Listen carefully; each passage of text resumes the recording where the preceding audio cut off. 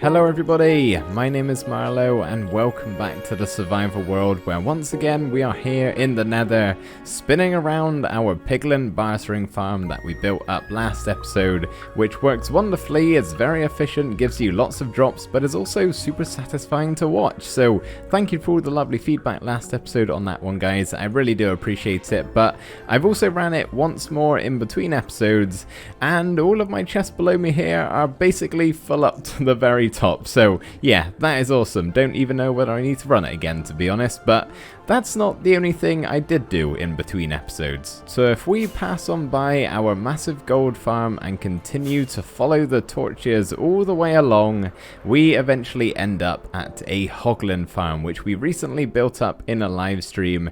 This thing is crazily efficient. If I can just show you here, I think it's in this chest. Yep, this right here is under 1 hour's worth of drops. This amount of food is enough to supply me for so many episodes. It's absolutely crazy. I love this thing. It's honestly a little bit too overpowered in my opinion, but I thought maybe I would just run it for 10 minutes or so here and I can kind of talk you through how this thing works, and yeah, we'll see it in action, which should be fun.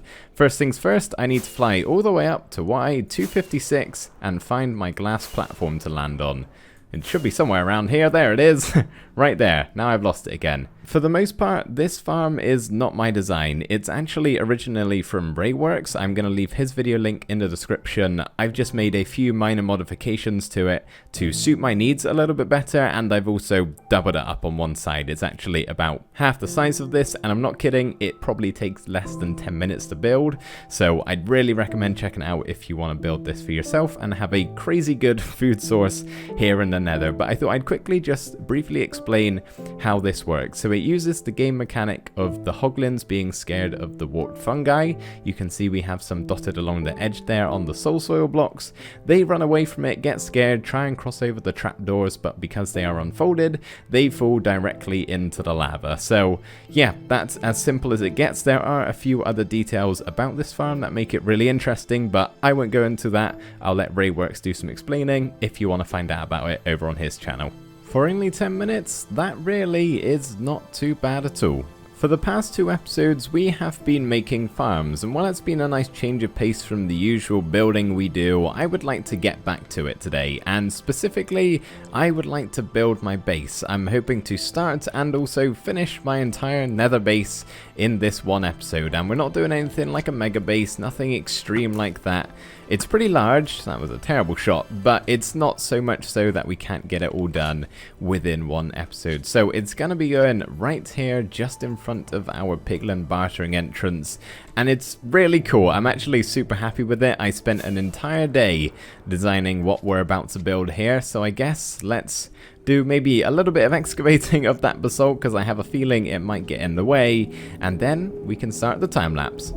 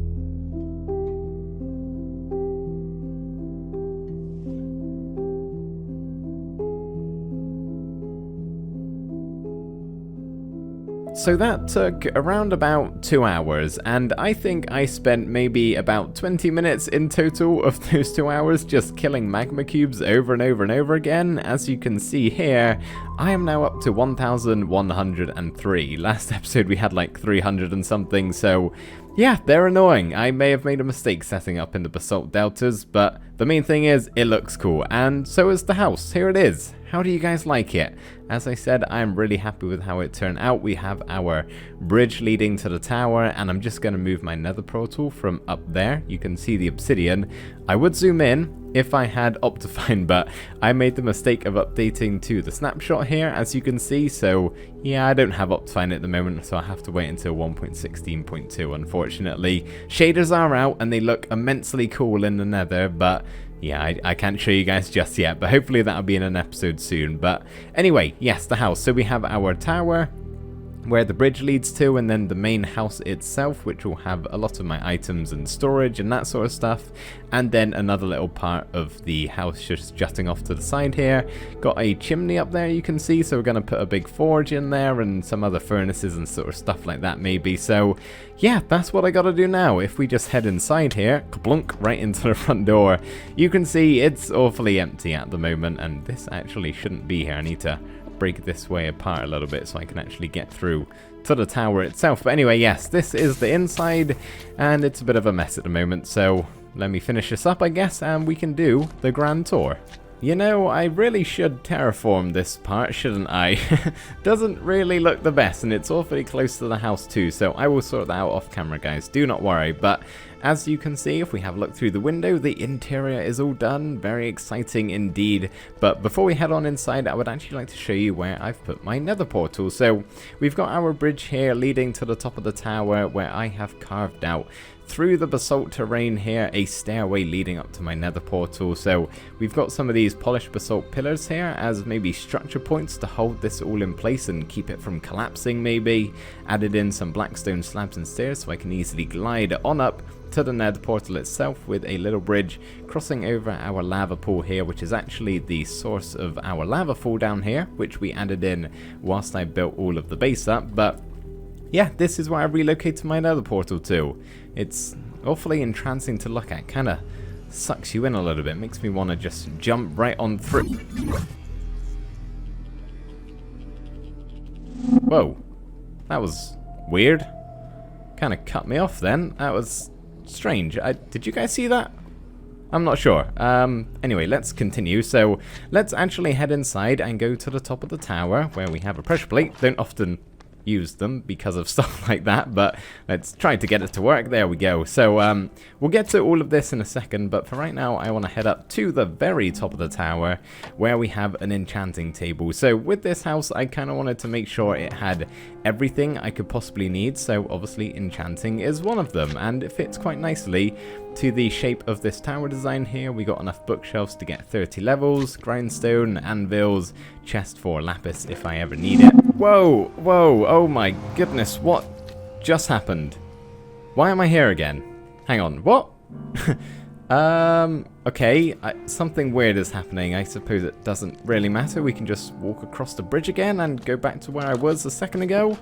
Very weird indeed. So anyway, continuing on with the tour, our house here has 3 separate levels, so I have set these 3 trapdoors to basically drop me down to each specific level. I do have this weeping vine here, or twisting vine I think it's called actually, that I can use, but this is a little bit faster. So if we go to the center one here, press the button and it drops me onto this slab right here, where I can walk forward into the very top room here. This is the nether brick roof that we have, so yeah, we're right at the top. If I can show you, we are pretty high up as you can see, and the main reason of this room is to have my respawn anchor. I don't often die in this world. I've only ever died once, so I probably won't get much use out of it, but it's there if I want it. Got some spare glowstone in here to refill if I ever need it. Cartographer's table, fletching table, and brewing stand. I don't often use those 3 things. In fact, you can't even use the fletching table at all. I just like to include it. So I thought I'd chuck those guys up here, and then over on the left hand side I've got a gold armor set, just displaying where I'm going to store a bunch of gold helmets that I can wear if I want to avoid zombie piglins. So yeah, I will move them in place and use them probably every now and again. And I guess the final thing is our solar... Oh, again? Really? Twice now? This is kind of going to be annoying if it keeps happening. Hopefully this stops at some point. Again, I suppose it doesn't matter. I can just show you the other levels of our trapdoors here. So, not all bad news. It might have its use.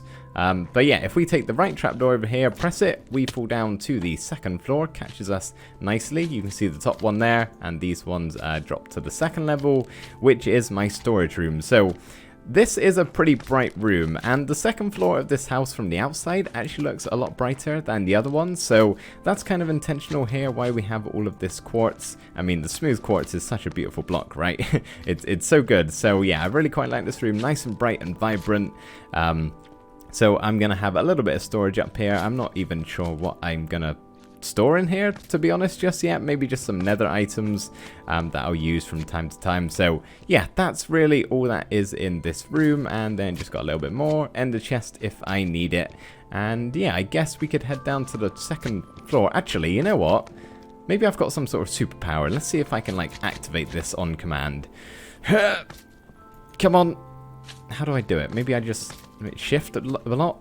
Hang on, just come on, squeeze. Think about it. Maybe if I just be silent and think where I want to go. Yeah, no, it's not working. Oh, really? Just when I thought I had it all figured out. Ah, okay, fine. I suppose this is my life now. Let's head inside the tower for the 10 millionth time today, and I can show you what happens when we press the left button. It plops us all the way down to the bottom floor where we have 2 more rooms left to show you. So this one right here doesn't really serve any function apart from the loom, I suppose, and a little bit of extra storage. So if I ever want to craft a banner, I guess I can do that here. But for the most part, it's really just a aesthetic room right as the front entrance here you walk on through. So I thought that was quite a nice room to pick as a nicer looking one than the rest. So we have a bit of a table over here with some very expensive decorations here with a skeleton head. This is my only one actually, and I don't really know why I placed it there. I guess it just looks cool. And because of how the wall is configured here, I can actually take away these 2 blocks. So I did that and made a little bit of a display case with some enchanted golden armor back there. So yeah, I thought that was a nice little touch, and a shaggy carpet in the middle to hide some hidden lighting to keep this place nice and bright. So yeah, there's that room done, and the final room is the right hand side offshoot of the main building here, the one with the chimney, where I have all of my furnaces, my stone cutter, a couple of extra chests for storage, and then my netherite forge. So a lot of you will notice this if you watch my tutorials and saw the one that went out on Monday the 13th. This right here is a fully functional netherite forge, and I will show you how that works a little bit later on, because right now I would actually like to go and get some ancient debris, and I can show you it in action. So to do that, we first of all need to sort out this. It doesn't look particularly good. Some of you may have thought, what is happening here? It looks a bit lost and empty.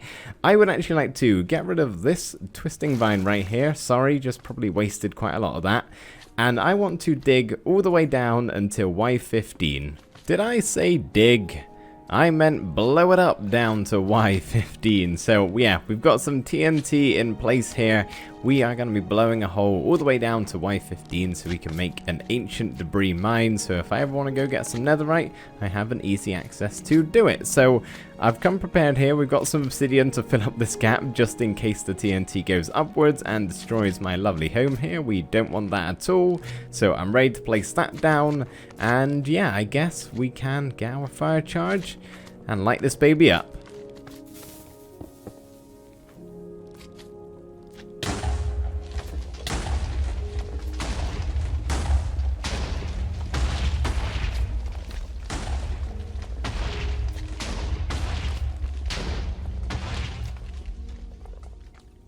I'm fairly certain the TNT chain stopped once the lava started flowing, so we're basically there. But yeah, that's actually worked really well. I quite like the look of the walls here. It was almost too uniform and well done, but no, I quite like it. It's a little bit scraggly, but not too much, so it's going to be difficult to actually like fly out of. So yeah, I'm gonna head down here and sort this mess out, and hopefully make an ancient debris mine that looks pretty good and is also gonna serve to be very functional and efficient when I actually want to do some mining down here.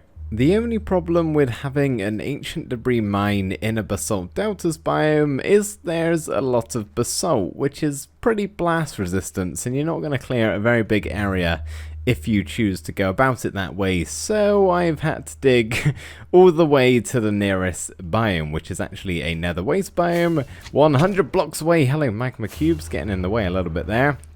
So yeah, as you can see, we go far enough along. Probably won't do this for all 4 sides. This one will be fine. But we end up at a lot of netherrack, which obviously is much less blast resistant than the basalt and the blackstone here. So you can clear a bigger area. And the idea is to just dig this way a little bit away from the mine itself. Place down a bunch of TNT in a line, blow it all up, and then mine the ancient debris afterwards, which I've already got 4 of from just digging all of this out. So yeah, that's pretty good going. Not that I really need ancient debris at all or any netherite. I've already got full gear and everything like that, and all my tools and weapons are upgraded. But I just kind of want to use my new smelter.